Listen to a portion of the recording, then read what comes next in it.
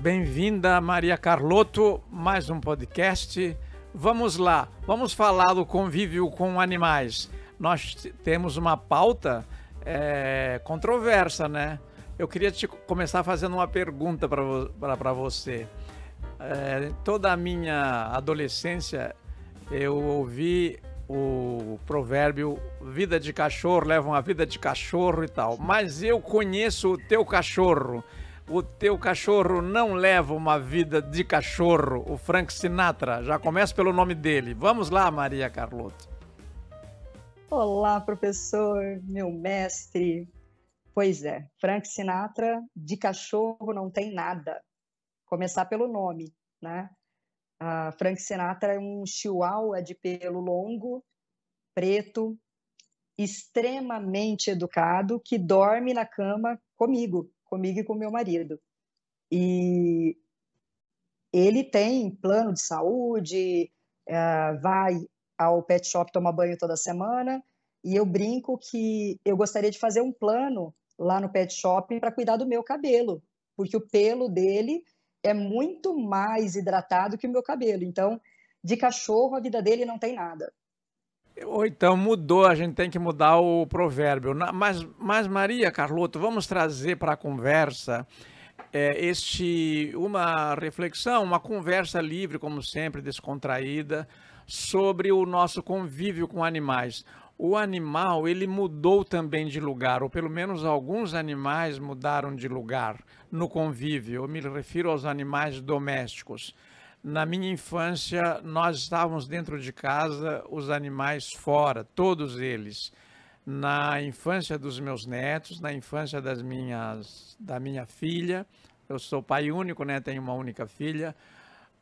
Cachorros e gatos vieram para o convívio dentro de casa. Eu também queria lembrar uma coisa, eu vou fazer algumas surpresas, né? Eu não vou falar muito de animal, do meu convívio com animais, porque eu sou viúvo de uma calopsita, a Lala. A Michele, que me desculpe a metáfora, mas é isso mesmo. A Lala estava na minha vida antes da Michele, a Lala, essa calopsita, era assim uma pessoa da família, e ela examinou bem a Michele antes de aceitar no convívio. Como é que como é que está se dando o convívio entre pessoas e animais dentro de casa e nesse novo ambiente? Esse nosso assunto ele é totalmente comportamental, né? E envolve uma série de questões. Assim como professor, eu também sou mãe única, né? Eu tenho uma filha de 22 anos, a Ana Helena, e foi uma opção. Ter uma filha só foi uma opção, foi uma escolha. E o Frank Sinatra vem para ser o segundo filho. Como o Max e eu somos advogados, ele faz bastante audiência fora do nosso estado, e minha filha já não morava conosco. E eu comecei a me sentir muito sozinha na ausência dele. Então, Frank Sinatra veio para ser uma companhia. E, por ser um cachorro de pequeno porte, ele já veio castrado, então a castração traz uma calma ao animal. Ele acabou ocupando mesmo esse lugar. Mas eu gostaria de deixar bem claro que nós estamos falando de questão de responsabilidade. Ninguém aqui está substituindo um cachorro por um filho ou um filho por um cachorro, tá? Ninguém aqui está dedicando mais cuidado ou mais atenção, enquanto tem muita gente morrendo de fome, morrendo sem atendimento médico.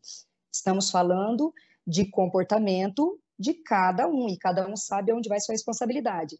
Então, o fato das pessoas hoje habitarem mais apartamentos do que casas também faz com que esses animais domésticos que ficavam fora passem a habitar dentro. Maria Carlotto, você pôs no teu livro infanto-juvenil O Morro do Gigante uma ave que é personagem. Eu queria te fazer essa surpresa. Os que estão nos assistindo saibam que não houve nenhuma preparação para isso. Eu só trouxe o livro da Maria Carlotto aqui, a lembrança, porque tem uma arara ela mora numa região do Pantanal, não é, que tem outros bichos, o convívio com outros animais, além de bois e vacas que a gente vê na região, porque é o centro-oeste, né? Porcos e galinhas, tem os jacarés, tem as araras. E daí eu estava aqui, Vinícius, eu vou mostrar que essa arara é uma coisa impressionante, Vinícius. Eu vou mostrar, quero ver se eu, olha só.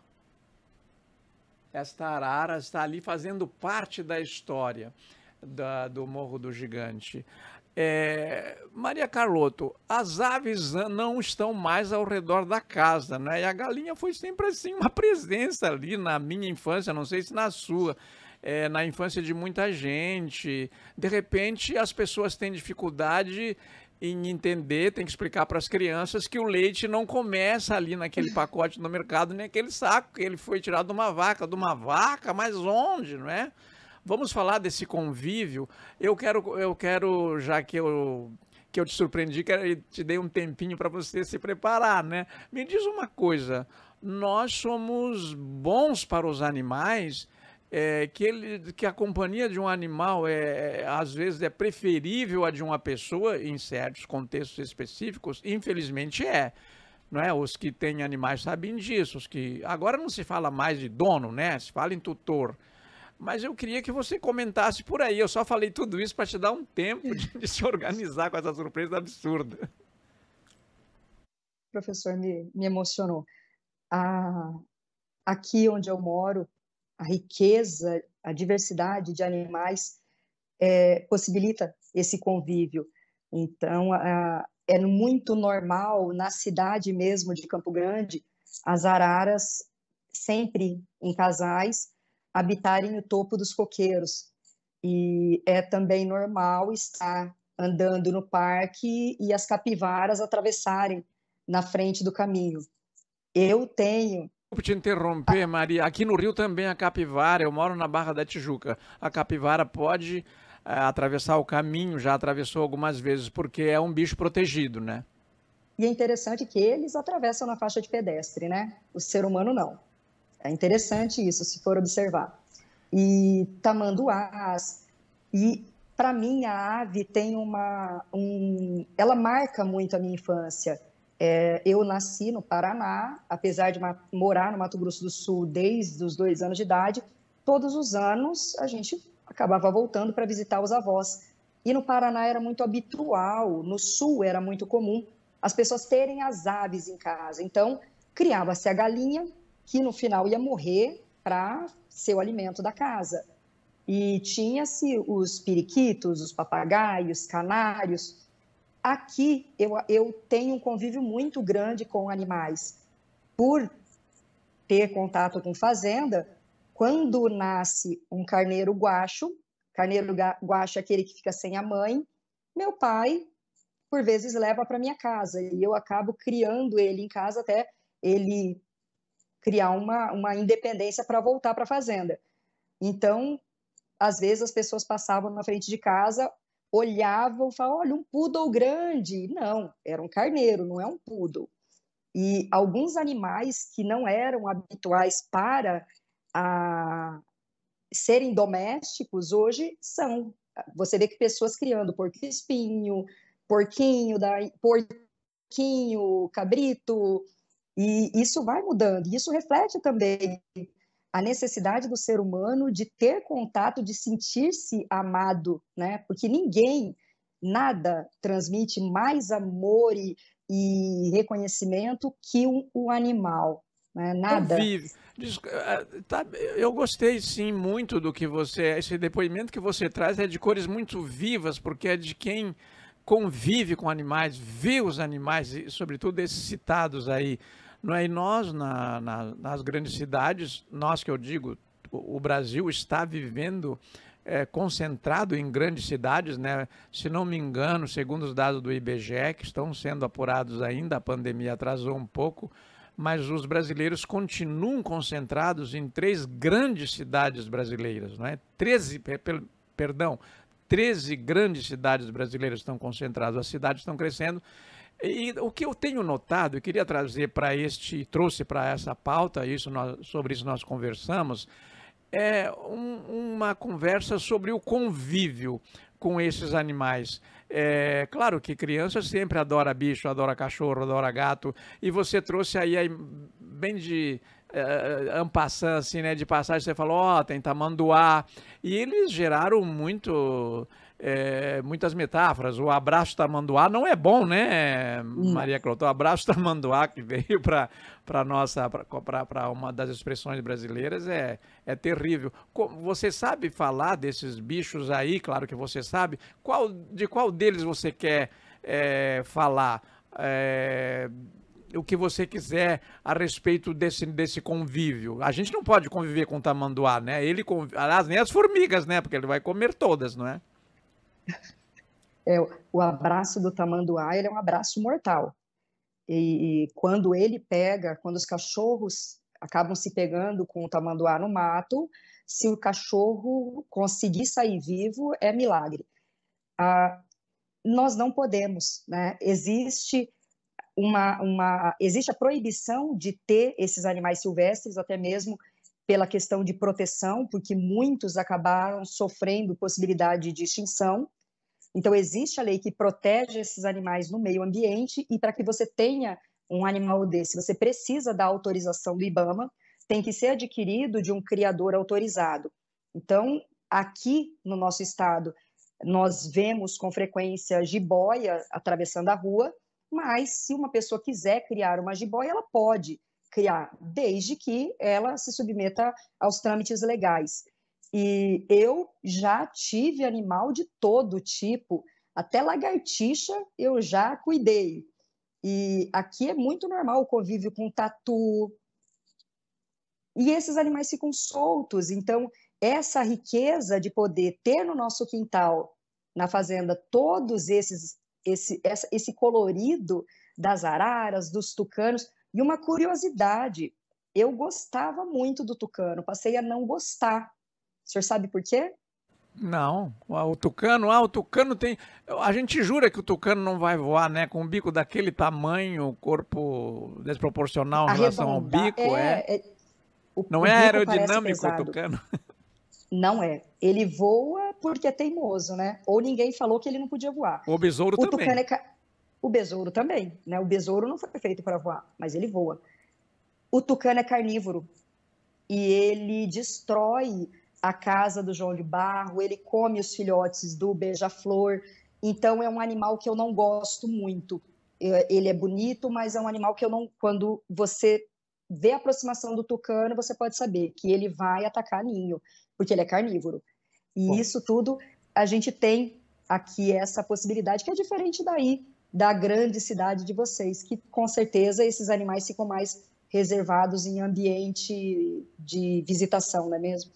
olha, vamos agora então, claro que é. E eu acho assim, ó, quem está nos assistindo, quem está nos ouvindo, envie para a gente como é que é seu convívio com os animais. Eu quero agora, para ir finalizando o programa, caminhando para o final, para cumprir os horários, eu queria te perguntar o seguinte: você é advogada e eu noto que hoje há punições severas, né, para quem maltrata os animais.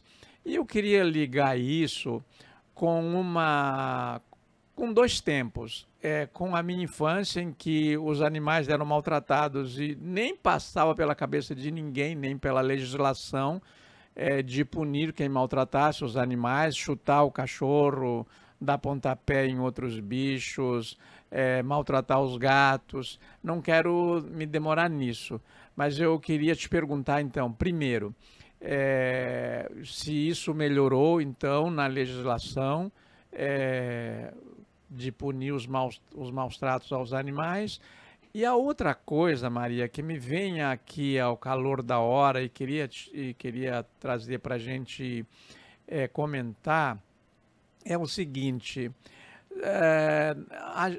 o Darcy Ribeiro, a frase correta, a frase que eu me lembro agora é aquela do Darcy Ribeiro, que não existe cabrito abandonado, mas existe muito menor abandonado. Então, eu queria que a gente conversasse sobre isso. Nós não estamos cuidando, de algum modo, de alguns animais com muito mais desvelo, com muito mais carinho do que de pessoas? É bem pesada a frase, e é mais pesada ainda a realidade. E a resposta para essa pergunta, ela ultrapassa até a nossa compreensão, porque, queira ou não, as pessoas como eu, que têm um animal de estimação e que acaba ocupando o espaço na vida da gente como um outro membro da família, fica bastante difícil de fazer essa comparação, né? Espera lá, será que ao invés de ter um animal para minha companhia, eu não poderia ter adotado um outro filho? Mas isso também entra na questão pessoal de projetos, de toda a organização familiar, né? A questão dos maus tratos aos animais. Isso foi mudando, sim.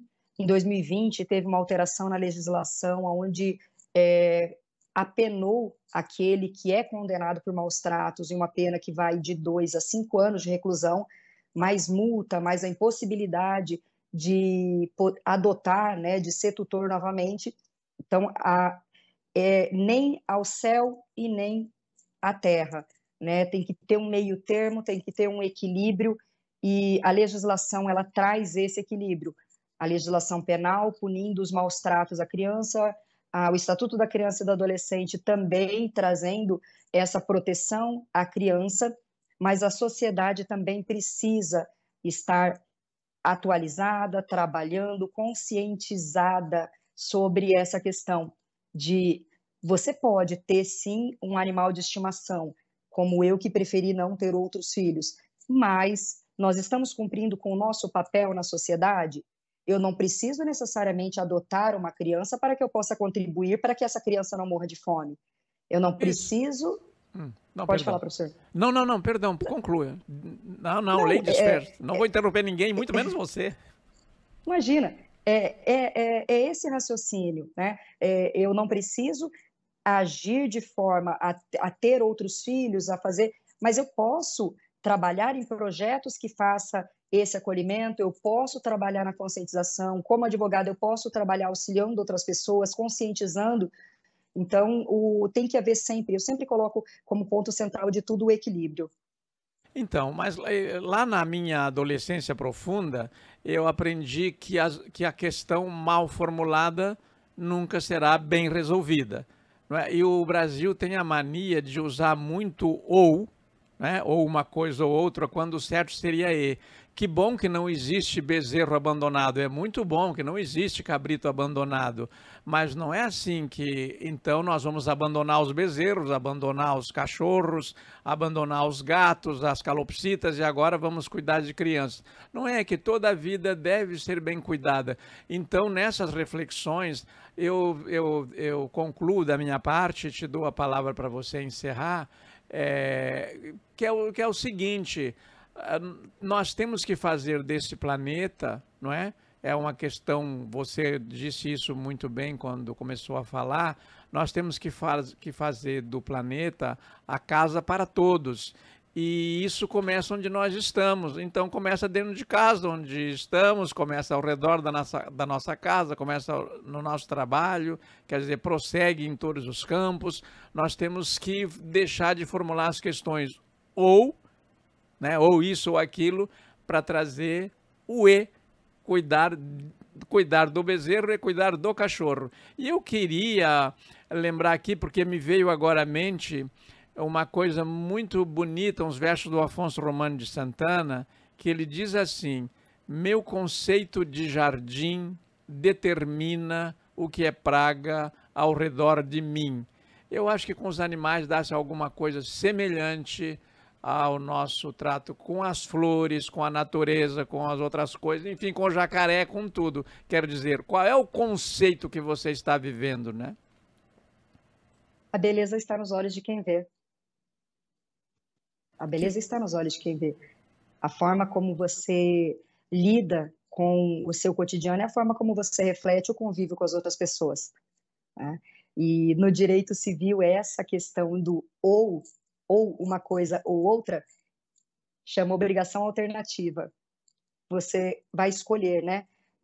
Quando a gente deveria, na verdade, fazer a inclusão. Podemos ter filhos, podemos ter animais, podemos cuidar dos filhos, podemos cuidar dos animais, podemos auxiliar uns aos outros, né? Fazendo para o outro aquilo que a gente quer que faça para a gente, e não fazendo para o outro aquilo que não gostaríamos que fizessem para a gente.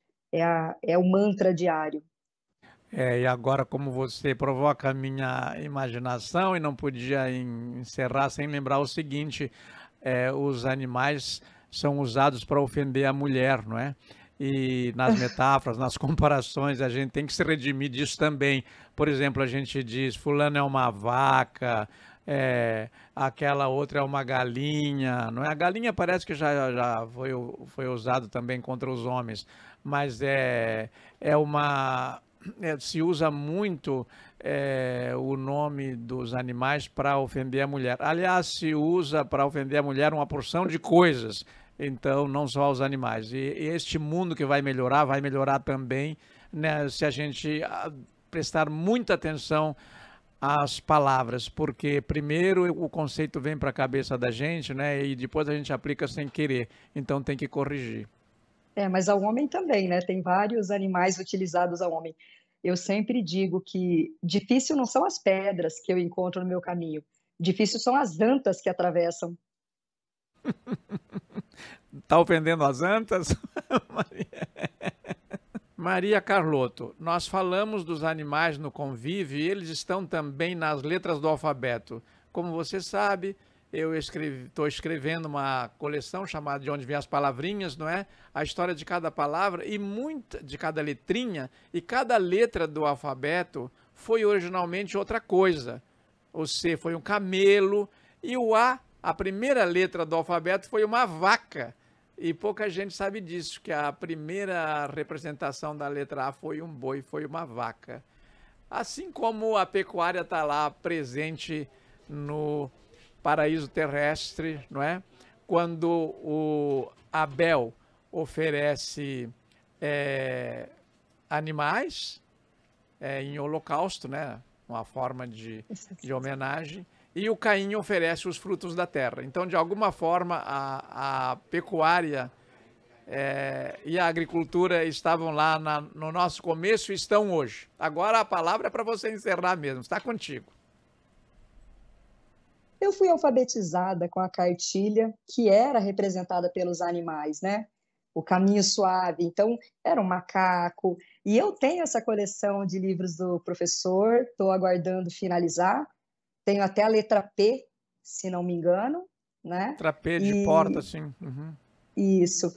E as letras, as palavras, os animais, eles fazem parte desde a criação, não é mesmo? Nós fizemos essa conversa hoje com a Maria Carlotto, advogada e escritora, que mora numa região lindíssima, povoada de animais, que aqui no Rio a gente os encontra pouco, e nós voltaremos ao tema com outros subtemas, sob outro viés, numa outra oportunidade. Muito obrigado.